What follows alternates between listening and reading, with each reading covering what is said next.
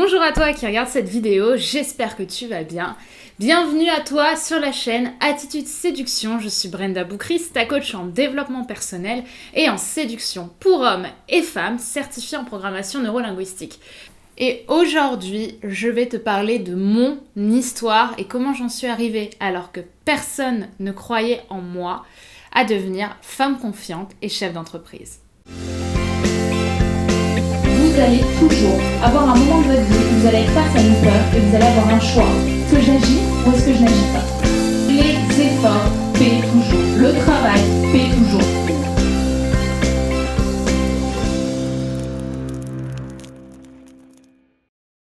Alors déjà, avant de commencer cette vidéo, si tu as envie d'avoir plus de conseils, si tu as envie d'aller plus loin, si tu as envie de te pousser un petit peu à t'améliorer dans tes différents domaines de vie, y compris dans les relations hommes-femmes, je te conseille de t'abonner en cliquant sur le bouton juste là. Comme ça, tu pourras suivre un petit peu tout ce que je vais faire autour d'Attitude Séduction parce que crois-moi, on est déjà une grosse communauté et ensemble, on prépare du lourd. Alors aujourd'hui, je vais donc te parler de mon histoire. Et pour ça, j'ai préparé aucune note. C'est un gros challenge pour moi. C'est-à-dire que j'ai même pas mon ordinateur à proximité. Gros challenge, je vais pas te mentir. Mais j'avais vraiment envie de vous faire cette vidéo de façon authentique. Je l'avais déjà faite il y a plus de 2 ans, je pense. Et beaucoup d'eau a coulé sous les ponts depuis, beaucoup de choses ont changé, donc je pense que vous méritiez, et pour aussi les nouveaux venus, de savoir un petit peu d'où je suis partie et où j'en suis aujourd'hui, et ce qui m'a fait que je suis arrivée à devenir chef d'entreprise et à perdre autant de poids et à devenir aussi heureuse et épanouie que la femme qu'il y a en face de vous, alors que, croyez-moi, il y a quelques temps, c'était mal parti. Donc j'ai eu une enfance un petit peu scindée en deux, c'est-à-dire que d'un côté j'avais ma famille, qui a été extrêmement proche de moi. Ma maman s'est arrêtée 7 ans de travailler pour m'élever quand je suis née. Je suis fille unique. J'étais extrêmement couvée avec une famille extrêmement chaleureuse et j'étais profondément heureuse dans la famille dans laquelle je me trouvais. En revanche, depuis que de mes 4 ans en fait jusqu'à mes 17 ans, j'avais été harcelée ou embêtée ou brimée, moquée, frappée pendant toutes mes années de scolarité. Ça partait de la petite brimade quand j'avais 4 ans, je m'en souviendrai toute ma vie je pense. Une fille avait pris ma chaussure et l'avait jetée derrière le grillage. C'est quelque chose qui m'avait vachement marqué, je l'avais vraiment pris pour un acte d'humiliation. Et à partir de là, en fait, je me suis constamment dévaluée. Je me sentais profondément malheureuse jusqu'à, pareil, en primaire, c'était exactement la même chose. Je me faisais un petit peu frapper. Non, pas frapper, pas en primaire. Mais je me faisais beaucoup moquer. J'étais tout le temps un petit peu à part dans le groupe. Vous savez, quand les groupes de copines s'isolent et te disent « Non, toi, tu viens pas, on a des choses à dire ». C'était moi, la fille qui était un petit peu isolée comme ça. Ça a été une période très compliquée, le collège n'en parlons pas, ça a été affreux. J'ai tout le temps eu des gens qui m'ont repoussée et maintenant je sais pourquoi. C'est parce que forcément quand il y a écrit « je suis complexée », il y a écrit « venez me frapper » presque, tellement je me laissais faire en fait que les gens en attendaient que ça, parce qu'à cette époque-là, si t'es gentil avec les gens et que tu donnes trop, les gens te le pardonnent pas. Ça a été très difficile et ce qui m'a permis de tenir le choc, je pense, c'était ma famille et mes parents, qui m'ont jamais lâchée d'ailleurs. Et je dirais que ce qui faisait ça aussi, c'est le fait que je mangeais beaucoup, j'étais en surpoids. À 16 ans, je faisais quasiment 74-75 kilos pour 1m60. Maintenant, je suis 1m65, mais à l'époque, je faisais peut-être 1m60. De toute façon, je vous mets des photos là. J'étais vraiment pas belle. J'essayais de me mettre en valeur, mais j'y arrivais pas et j'essayais forcément de porter des trucs qui m'allaient pas parce que j'étais ronde et que même si j'avais envie de me mettre en valeur, tu sais pas le faire quand t'as 16 ans et que pour toi être en valeur c'est savoir porter des shorts et des talons. Sauf que c'est pas forcément comme ça, mais bon, c'est un autre sujet. Bref, j'ai vraiment passé mon enfance à me faire dévaluer et les gens autour de moi, les élèves autour de moi me faisaient comprendre que j'étais pas capable. J'écrivais un roman, j'avais montré ce roman, un jour on a déchiré ce roman devant moi, enfin des pages que j'avais imprimées devant moi. c'était difficile. C'était vraiment pas facile. Ensuite, j'ai eu à mes 16 ans, à mes 17 ans, bref, quand on est en seconde, la pire année de ma vie, je pense. La pire année de ma vie parce que je me faisais saquer, que c'était les premières fois qu'on me frappait. On a voulu me faire tomber dans les escaliers, on s'est moqué de moi, on m'a foutu dans un cercle. Les gens étaient comme ça autour et on me saquait, on me dévaluait. C'est difficile. C'était vraiment la pire période de ma vie, je pense. Et j'arrivais à tenir mes études, hein, c'était pas le problème, mais je souhaite ce que j'ai vécu à personne. Parce qu'à l'époque, forcément, j'étais différente, j'avais des formes, j'étais pas du tout typée française, enfin, dans le sens où j'étais très très brune, j'étais complexée, je savais pas trop comment faire pour me mettre en valeur, comme je vous l'ai dit, et forcément, on se moquait de moi, et moi, on m'avait toujours appris, enfin ma maman, qui est une femme extraordinaire, m'avait dit un petit peu, faut être gentil avec les gens.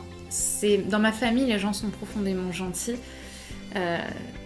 Du coup, moi j'étais gentille avec les gens et je pensais qu'en étant gentille avec les gens, ils seraient gentils avec moi et même s'ils étaient méchants avec moi, en étant gentille, j'arriverais à leur faire comprendre que c'est la gentillesse qui prime surtout, sauf que ça marche pas vraiment comme ça et sûrement pas à 16 ans.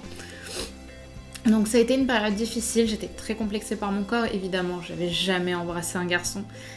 J'avais bien essayé de draguer, sauf que je ne savais pas faire et je me souviendrai toujours d'un homme que j'avais un petit peu aimé, quand on a 16 ans, qui, forcément, tout de suite, dès que j'en avais parlé à une personne, ça s'était su. Et tout de suite, le mec avait dit non, mais non, elle, jamais, tout ça, et on était venu me le rapporter. Sauf qu'on me l'avait pas rapporté comme non, il n'en a pas envie, on m'a rapporté ça comme s'il avait dit, et apparemment c'est ce qu'il avait dit, je l'ai jamais su, je ne pourrais jamais sortir avec un ton pareil. Et quand on te dit ça et que t'as 17 ans, 16 ans, t'es très content. Non, c'était affreux. Ne mentrons pas, c'était affreux. En tout cas, tout ça, c'était en seconde. Et en seconde, je vois que j'en peux plus. Je vois que je suis à bout de force mentalement. Que je ne peux pas, en fait. Et bien sûr, je ne connaissais rien du développement personnel. Je connaissais rien du coaching. Moi, je voulais faire du montage vidéo. Je voulais être cinéaste. Parce que c'était la seule chose que j'estimais savoir faire, parce que quand j'étais pas bien, je montais des vidéos. Du coup, en seconde, j'étais dans un lycée un peu compliqué, je décide, pour la première fois de ma vie sans le savoir, de sortir de ma zone de confort et de partir dans un autre lycée. Sauf que je suis pas allée dans le lycée d'à côté, parce que forcément les gens se connaissent et les réputations, on les traîne derrière nous. Je suis allée dans un lycée privé, religieux, dans lequel j'ai fait ma première et ma terminale. Et je me suis rendu compte d'une chose que je ne savais pas, c'est que j'avais puisé en moi, le jour de ma rentrée, la fille que j'avais toujours voulu être. C'est-à-dire que, sans le savoir, je suis devenue beaucoup plus sociale, beaucoup plus amusante. J'étais devenue un petit peu une fille un petit peu sympa de l'école, parce que je traînais plus ce que j'avais toujours traîné jusqu'à présent, c'est-à-dire ma réputation de fille faible, de victime et de martyr. Voilà, c'est un peu compliqué là de regarder la caméra dans les yeux parce que je plonge un petit peu dans mon passé. Mais pareil, j'étais toujours un petit peu complexée, je me suis fait des amis, mais il y a quand même des gens qui me saquaient un petit peu, mais c'était pas aussi fort. Heureusement, dans ce lycée privé, les études étaient très importantes et j'ai eu mon bac haut la main. J'ai frôlé la mention bien, j'en suis toujours aussi dégoûtée. Mais bon, les choses se font et on va dire que plus ou moins, je rentre au lycée, je rentre à l'ESRA. Je rentre à l'ESRA, donc qui est, après mes 18 ans, après mon bac, une école d'audiovisuel française à Paris. À ce moment-là, en même temps, je découvre les premiers garçons, forcément, et je couche avec un premier homme que je ne connaissais pas plus que ça, parce que j'avais toujours voulu attendre, en fait, la bonne personne, et je pensais que cette personne était la bonne personne. Sauf que 2 jours après, elle m'a quittée pour retourner avec son ex. Première fois ratée, alors que pour moi c'était une chose extrêmement importante que je voulais garder. Petit traumatisme quand même, parce que tu te sens un petit peu violée de l'intérieur, même si je compare pas ça à un viol évidemment. Tu te sacs, tu te sens toujours pas à ta place, tu te sens pas très belle. Là où j'étais, les gens, pas forcément, moi qui étais toujours un petit peu la fille sage, à sa place, je me retrouve dans une école d'art, les gens fument, couchent plus facilement, les gens sont très libérés. C'était très bien, hein, je dis pas le contraire, mais je me sentais pas à ma place non plus, j'ai jamais consommé de drogue, j'ai jamais fumé plus que ça, surtout à cette époque-là, je crois que j'avais pas touché une cigarette quasiment. Très difficile, voilà, les soirées, c'est pas du tout mon délire, les soirées qu'il faisait, en tout cas, en première année. Et je me sentais toujours pas à ma place, et j'aimais un garçon à cette époque-là qui m'aimait pas, enfin c'était difficile. Et je connaissais toujours pas le monde du développement personnel, et j'étais toujours aussi complexée. Ce qui a changé ma vie, c'est un homme que j'ai eu, qui s'appelle Nicolas. Nicolas, ça a été une personne que j'ai fréquentée. Pour moi, c'était clairement l'homme de ma vie. Hein. On est à peu près à cette époque-là, on est en janvier... Non, on est en décembre à ce moment. Je l'ai rencontré le 27 décembre. Donc, parce que je me souviens, on avait passé le nouvel an ensemble. Bref, pour moi, c'était the man of my life. Clairement, j'étais littéralement amoureuse de lui. Alors que ça faisait 3 jours. Mais bon, c'est normal, hein, c'est les premiers. Ça a été très difficile parce que je l'aimais plus que tout. Sauf que j'étais extrêmement complexée et lui avait 3 à 4 ans de plus que moi. Et il m'a dit... Brenda, c'est pas possible. À un moment, tu m'étouffes. Tu m'étouffes, je ne peux plus. C'est pas possible. Ensemble, nous deux, c'est pas possible. Tu m'étouffes trop. Il faut que tu trouves un sens à ta vie. Il faut que tu fasses quelque chose de ta vie. Et il faut que tu arrêtes de tout le temps te lamenter sur ton sort. Et c'était pas le premier qui m'avait dit ça. Et c'est vrai que j'étais une fille qui me lamentait beaucoup sur mon sort. Et... j'ai presque envie de dire, parfois ça m'arrive encore, et c'est le cas. Et dans ce cas-là, en fait, ce jour-là, il m'a quittée.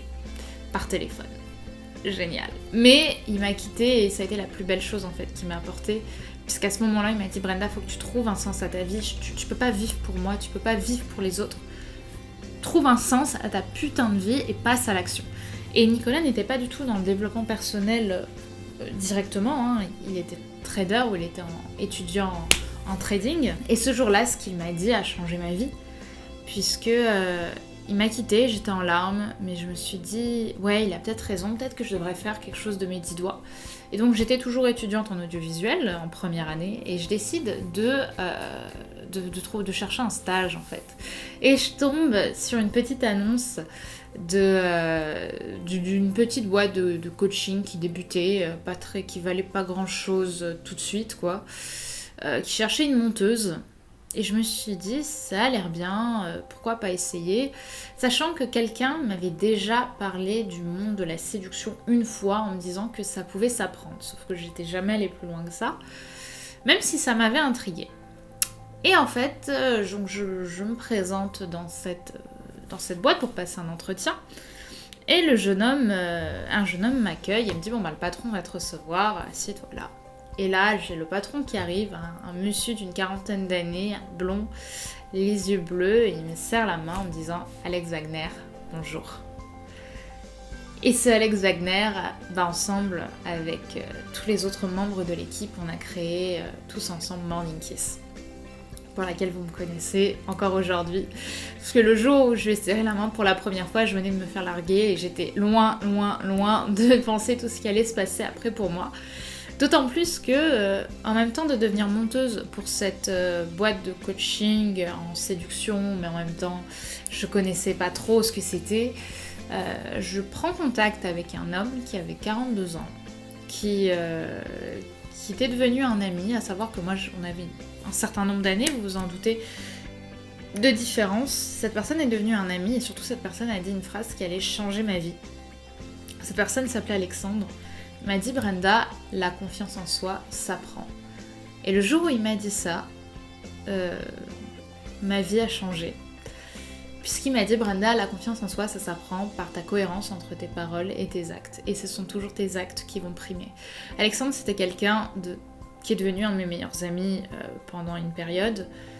C'était une personne très grande, très froide, et en même temps très impressionnante. Il dégageait une confiance en lui qui était incroyable, et je suis rentrée en admiration totale pour cet homme qui m'a amenée au sommet. Pour moi, Alexandre et Alex Wagner, surtout Alexandre, m'a amené au sommet. Il en a fait un challenge personnel. Et ce qui a fait que moi, par exemple, qui étais complexée par mon corps, bah, grâce à lui et grâce en même temps aux conseils séduction que je montais un petit peu pour Alex Wagner, pour Morning Kiss, je monte des conseils séduction, même pour hommes, mais tu te dis, ah, pas bête ce qu'il dit. Et j'ai commencé à monter comme ça ces vidéos, et l'air de rien, bah, forcément j'ai écouté avec grande attention ce qu'il disait. Et de l'autre côté, bah, j'avais Alexandre qui me montait peu à peu au sommet. Et tout d'un coup, j'ai vraiment réalisé que ça ne dépendait que de moi, que d'apprendre à avoir confiance en moi et à me donner cette chance. Sauf que c'était pas qu'un état d'esprit, c'était aussi des actes qui allaient devoir peu à peu se mettre en place pour que je prenne vraiment confiance en moi. Et c'est ce que j'ai fait, et j'ai commencé à agir sur ma vie. En 6 mois, moi qui étais si complexée par mon corps, je passe de 74 à 57 kilos. Et ça, pour moi, je l'oublierai jamais, parce que Alexandre m'a un petit peu poussée au sommet par rapport à ça. Et donc, de la fille qui n'avait aucune confiance en elle, je suis montée au sommet. Je suis montée au sommet, c'est-à-dire que j'ai enchaîné les hommes, forcément, parce que je commençais à comprendre comment la séduction fonctionnait. J'ai enchaîné, je crois, 10 mecs en 10 mois, mais 10 mecs style relation sérieuse. Exclusif quoi, et je suis passée d'un 44 à un 36, enfin c'était incroyable, ce moment de ma vie je l'oublierai jamais, j'étais tellement heureuse et tellement confiante, je me sentais mais littéralement subjuguée par tout ça, je me sentais tellement forte. Il n'y a pas d'autre mot, c'était une renaissance pour moi, je sortais tout le temps, j'allais boire, j'étais devenue sérieusement une killeuse quoi, je séduisais tout ce qui passait, je me faisais séduire, j'étais devenue non pas la fille qu'on pointait du doigt pour aller l'agresser ou pour aller la frapper, j'étais la fille qu'on pointait du doigt pour se dire c'est elle que je veux dans la soirée, parce que mon nom verbal avait changé, parce que je dégageais une prestance de ouf, et j'en étais tellement fière que d'un coup, forcément j'étais devenue une fille de 30-35 ans d'un coup, alors que j'avais pas du tout cet âge-là, draguer à droite, à gauche, je sortais dans toutes les soirées, je faisais limite la bise au videur, c'était devenu incroyable. Et clairement, c'est une des meilleures périodes de ma vie, sauf qu'il me manquait quelque chose que j'avais toujours eu, c'était mes émotions. D'un coup, mes émotions ont disparu de ma vie. C'est-à-dire que moi, encore aujourd'hui, je suis une fille extrêmement sensible, c'est-à-dire que je pouvais pleurer pour rien. Et à cette époque-là aussi, où je me faisais agresser, ce qui se passait, c'est que forcément, je me faisais agresser, je me faisais frapper tout le temps, c'est compliqué, je perds un peu mes mots, mais je me faisais tout le temps blâmer, et la seule chose que je savais faire, c'était pleurer. Et mes émotions, ça a toujours été ma force comme ma faiblesse, c'est-à-dire que par exemple en cours, quand il y avait une rédaction écrite, je gérais de fou. Par contre, ça, c'est ta faiblesse, parce que ça te montre, si tu montres aux gens que tu es faible, et à cet âge-là, tu dois pas montrer aux gens que tu es faible. Et ce qui s'est passé, c'est que, donc, de retour à ce moment-là, je me rends compte que j'adore ma vie, que je suis au sommet de ce que je pouvais devenir, mais qu'il me manque quelque chose. Il y a quelque chose qui va pas. Et un jour, j'ai réalisé que c'était mes émotions. Sauf que ce jour-là, Alexandre n'était plus là. Parce que Alexandre, il m'a amené au sommet, clairement. C'est un mec que j'oublierai jamais et qui m'a amené énormément de choses. Mais il m'a appris à fermer mon cœur. Il m'a appris justement à agir comme une machine, plus qu'à agir comme une humaine avec ses failles. Et à ce moment-là, il m'a laissé du jour au lendemain, et il me l'avait toujours dit, il me l'avait dit, Brenda, tu sais que du jour au lendemain, moi je peux te lâcher, je suis une personne qui a pas de sentiments, pas d'émotions, j'ai pas d'attache aux gens, et si tu me fais un coup de crasse, je peux partir pour toujours et tu me vois plus jamais. Et moi, je l'écoutais, mais en même temps, j'étais tellement en admiration devant cet homme que je voulais tellement devenir comme lui, que pour moi, tout ça me paraissait presque comme une non-information, tellement j'étais en admiration devant cet homme. Et du coup, du jour au lendemain, en fait, il me laisse tomber pour une histoire de serviette. De serviette que j'avais oubliée chez lui, une connerie de fou. Et en fait, du jour au lendemain, je perds mon allié là-dedans, et je vais en cours, tout ça, et je me rends compte que je suis connectée à rien du tout. Et ça dure des mois. Pendant des mois, j'ai l'impression de vivre à travers un miroir, de vivre à travers une glace et de pas connecter à la réalité. Mes amis se faisaient larguer, enfin j'avais des amis en larmes tout le temps. Et moi qui étais si proche d'eux, j'arrivais pas à connecter, j'arrivais pas à leur dire putain, à leur faire vivre des émotions comme je savais le faire avant. Je savais plus utiliser ma sensibilité, je savais plus vivre en fait, je savais plus être moi. J'étais devenue la Brenda qui est là. Mais cette Brenda là, elle était plus elle-même. Donc j'étais physiquement dans la forme au sommet, mais dans le fond j'étais plus personne. Et ça a tout changé, vraiment, pour moi. Et un jour j'ai revu la sœur d'Alexandre, qui s'appelait Aline, qui était une fille bien plus pétillante que Alexandre. Et un jour elle m'a dit viens manger à la maison, il n'y a pas de souci. Et elle un jour m'avait dit, alors que je fréquentais encore Alexandre amicalement, elle m'avait toujours dit méfie-toi de mon frère, je sens qu'il est pas normal. Sachant qu'ils étaient pas très proches les deux. Et un jour donc je suis allée chez elle et c'est elle qui m'a fait réaliser tout ça. Et c'est elle qui m'a dit mais Brenda, tu te rends pas compte, mon frère, s'il a toutes ces méthodes, s'il a tous ces trucs pour séduire, pour comprendre les femmes, pour devenir une personne forte et confiante, s'il applique toutes ces méthodes, c'est parce qu'il a pas de cœur. Toi, t'as un cœur et c'est pour ça que ça marche pas. Et le jour où elle m'a dit ça, pour la première fois, en 4 mois, j'ai réussi à pleurer. J'ai réussi pas à pleurer un petit peu, j'ai pleuré toutes les larmes de mon corps en me disant, mais en fait... ouais, en fait, j'ai un cœur et je pense que si j'avais autant voulu le cacher, c'est parce que pour moi, c'était ma faiblesse, c'était ce qui avait fait que j'étais pas moi-même. C'est vraiment bizarre de vous parler de tout ça. Ça remonte un petit peu. Et je pleure.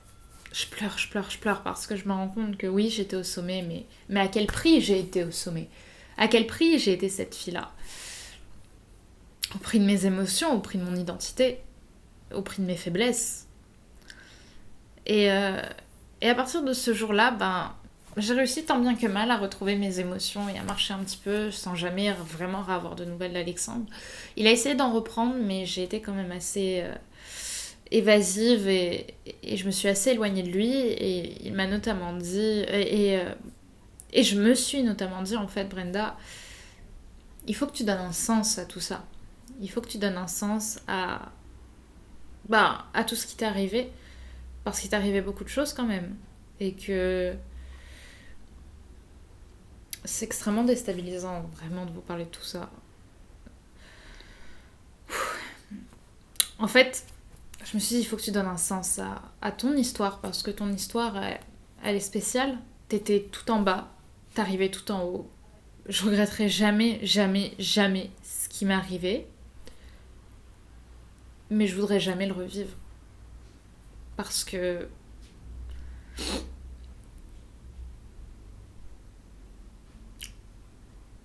parce qu'en fait, on n'est plus nous-mêmes. Et en fait, je me suis rendu compte que la meilleure façon de donner un sens à tout ça, c'était de créer quelque chose pour les autres. Parce que je pense que vraiment le sens de ma vie, ce que je sais faire de mieux et ce que j'aime le plus faire, c'est aider les autres. C'est aider les autres à être plus heureux. En tout cas, à cette période-là, pour moi, c'était ce qu'il y avait de plus important. Et encore aujourd'hui, ce qu'il y a de plus important pour moi, c'est de m'assurer que les gens autour de moi sont heureux. Et c'est là où je me suis dit, il faut que je crée quelque chose. Et c'est là où j'ai créé Attitude Séduction. C'est à ce moment-là où je commençais doucement à me reconstruire. À ce moment-là, je sortais avec un autre garçon d'ailleurs, parce qu'il y a eu une période quand même. Il y a une période de plusieurs mois qui s'est écroulée. Alexandre m'a à peu près quitté en septembre, je crois, et j'ai créé Attitude vers décembre.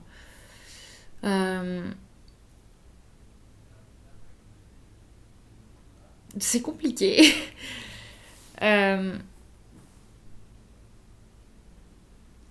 J'ai créé Attitude parce que je voulais que plus jamais, moi vivante, des gens vivent ce que j'avais vécu plus jeune. En se disant c'est impossible que je change. Que toutes les femmes qui regardent cette vidéo peu importe votre état, peu importe l'histoire que vous avez, en un claquement de doigts, vous pouvez passer à l'action et changer les choses. J'étais la fille la plus complexée du monde, j'avais rien pour moi selon moi, je me faisais frapper, je me faisais humilier. Je croyais que la seule chose qui pouvait m'arriver, c'était de continuer à au mieux avoir une vie moyenne. Et aujourd'hui pourtant, je suis chef d'entreprise, j'ai ma boîte, j'ai mes amis, j'ai un nouveau cercle social, je suis fière de mon corps, je suis fière de mon histoire, je suis fière de mes émotions et je suis fière de mes forces.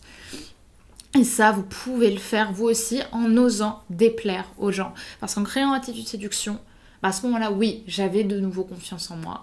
J'avais réussi à laisser sortir la Brenda que j'avais toujours voulu laisser sortir, qui commençait à faire l'équilibre entre ses émotions et sa force, c'est son estime d'elle-même, sa confiance en elle, le fait que je réussisse à sortir de ma zone de confort, le fait que je réussisse à me dire, à ce moment-là, je faisais 57-58 kilos, je me sentais fine, je me sentais forte, et en même temps, j'avais mes émotions, j'avais mes sentiments. Je travaillais encore pour Alex Wagner, cette fois en tant qu'auto-entrepreneuse. Et à partir de là, j'ai eu plein d'autres aventures comme ma sèche, dont je vous ai parlé sur ma vidéo Pourquoi j'ai arrêté le sport. J'ai Attitude Séduction a marché de mieux en mieux. J'ai eu une promotion chez Attitude Séduction, chez Morning Kiss, pardon. Je suis aujourd'hui bien plus qu'une monteuse vidéo pour la chaîne. Je suis devenue coach, je suis devenue certifiée en PNL.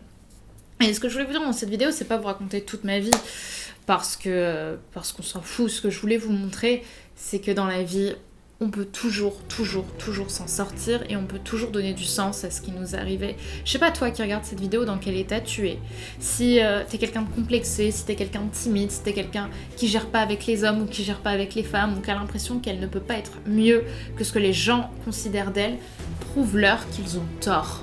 Prouve à ces personnes, prouve aux gens qui ne croient pas en toi ou dont tu as l'impression qu'ils ne croient pas en toi ou que toi-même tu ne crois pas en toi, prouve-toi que tu as tort, parce que crois-moi, si moi j'ai réussi à le faire, tu peux le faire.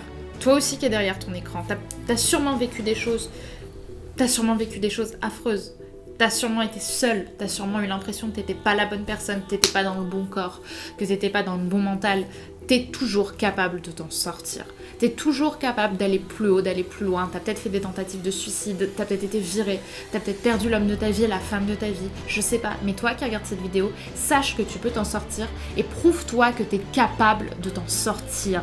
Donne du sens à ce qui t'est arrivé. Et si t'es encore là, devant moi, à regarder cette putain de vidéo devant ton ordinateur, c'est qu'il y a une toute petite partie de toi qui croit en toi et qui a envie de te mener plus haut. Et c'est pour ça que j'ai fait cette vidéo et c'est pour ça que je te demande de prendre ta vie en main et de continuer à aller plus loin et de continuer à aller plus fort. Donc ce que tu vas faire, c'est que tu vas faire comme moi. Tu vas commencer à parler cohérence, à parler alignement, à penser ce que tu veux, à dire ce que tu veux et à faire ce que tu veux. Parce que la cohérence, c'est le secret de la confiance en soi. Et c'est pour ça qu'aujourd'hui, j'ai donné du sens à ma vie. C'est pour ça qu'aujourd'hui, je vais être devant un jour 10 000 personnes. Dans 2, 3, 4 ans, je vais être devant 10 000 personnes dans un théâtre à exprimer ma vie, à exprimer comment inspirer, comment t'exprimer à toi qui regarde cette vidéo, que tu es capable de bien plus que ce que tu imagines là tout de suite à l'instant T au moment où tu regardes cette vidéo. Crois-moi, si tu te projettes, tu es capable d'aller extrêmement loin. Au moment où je regardais des vidéos de gens qui avaient changé leur vie, j'y croyais pas. J'étais devant mon écran à déprimer, à être triste parce que je savais que j'étais pas capable. Et si aujourd'hui je suis capable, c'est juste parce que j'ai laissé ressortir la meilleure version de moi-même plutôt que d'accepter une version de moi-même que je ne voulais pas avoir et que j'avais juste laissé la vie me donner. Et ça, t'en es capable, toi qui es derrière cet écran, t'en es capable. Alors prends ta putain de vie en main et fais des choses qui ont du sens. Et c'est aussi pour ça que j'ai créé le pack ultime de la séduction. C'est pour ça que j'ai voulu donner du sens à ma vie, à donner du sens à ce que je vais vous vendre à travers mes coachings personnels, mais aussi à travers les formations, les cours vidéo que je vous fais. On est à J-14 au moment où je te publie cette vidéo de la sortie du pack ultime de la séduction. Et le pack ultime de la séduction, ça regroupe les 4 choses qui m'ont permise de changer ma vie et qui vont sûrement te permettre toi aussi de prendre ta vie en main. C'est le condensé réel, profond et concret de tout ce que j'ai appris depuis le moment où je ne croyais pas en moi jusqu'à cet instant T où je vous parle devant vous. Ça veut dire quoi? Ça veut dire que le module 1, c'est tout ce qui est non-verbal. Comment tu peux avoir un comportement séduisant. Pendant 1 heure, je vais t'expliquer concrètement à travers des exercices, à travers de la théorie, à travers de la pratique, à travers des exemples concrets, à travers des photos, comment tu peux te tenir plus droit, comment tu peux te tenir plus fort, comment tu peux te tenir plus confiant ou plus confiante. Et de plus, je t'explique comment analyser chez l'autre son comportement non-verbal et comment comprendre ce qu'il ne dit pas forcément à travers les mots et ce qu'il va te dire à travers les gestes et son comportement.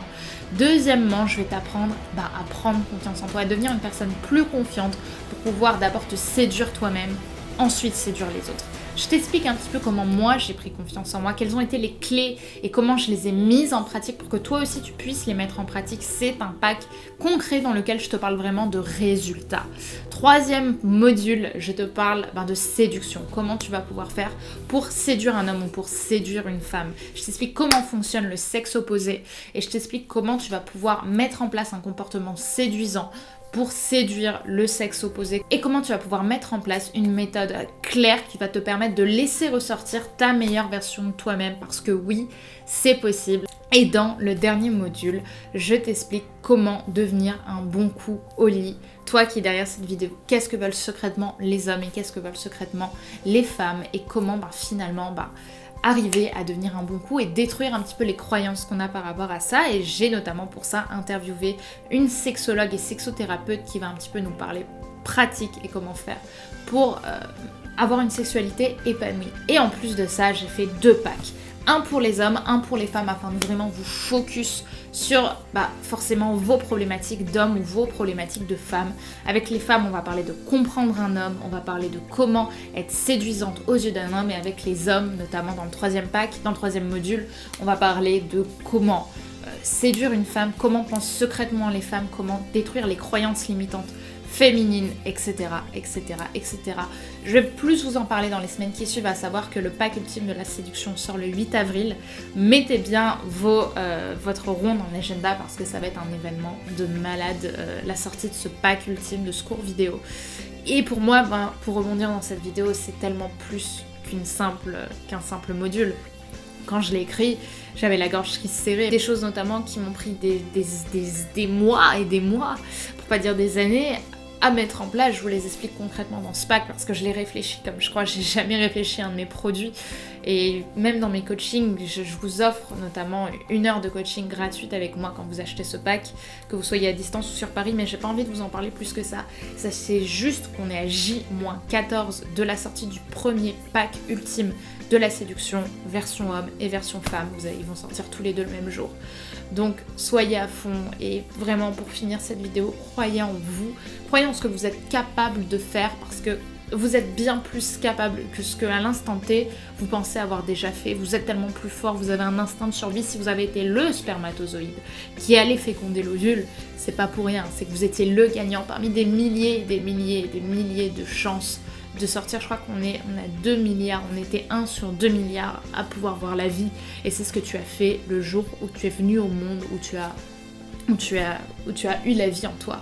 Donc crois simplement en qui tu es, en ce que tu es capable de faire parce qu'en chacun de nous il y a une âme de gagnant. Mais pour ça il faut passer à l'action et pour ça il faut aller chercher tes résultats. Je te remercie d'avoir regardé cette vidéo, je suis assez émue, je pensais pas que ça allait me faire cet effet là. En tout cas n'hésite pas, si tu as besoin de quoi que ce soit, laisse-le moi par commentaire, abonne-toi si tu as envie d'aller plus loin et d'avoir d'autres conseils gratuits, d'autres caméras crachées gratuites en séduction pour Attitude Séduction. Et si tu as envie d'en savoir plus sur mes coachings personnalisés, je t'invite à m'envoyer un mail à l'adresse brenda@attitudeseduction.com. Je te souhaite une très très belle journée et à très vite. Bye bye.